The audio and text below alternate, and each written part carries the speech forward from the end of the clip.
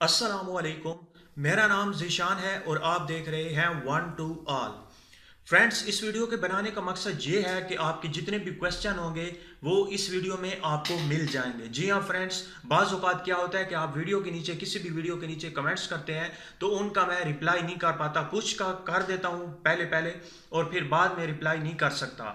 तो ये वीडियो इसलिए है कि जितने भी आपके क्वेश्चन होंगे इस वीडियो के नीचे आपने अगर कोई भी मुझसे इस क्वेश्चन पूछना है मेरी ज़ात के मुतालिक या किसी भी एप्लीकेशन सॉफ्टवेयर या किसी मोबाइल के बारे में, तो आप नीचे कमेंट करके मुझसे पूछ सकते हैं। कल 10 बजे से पहले पहले मैं वीडियो अपलोड करूंगा, जितने भी क्वेश्चन होंगे उनका आंसर दूंगा।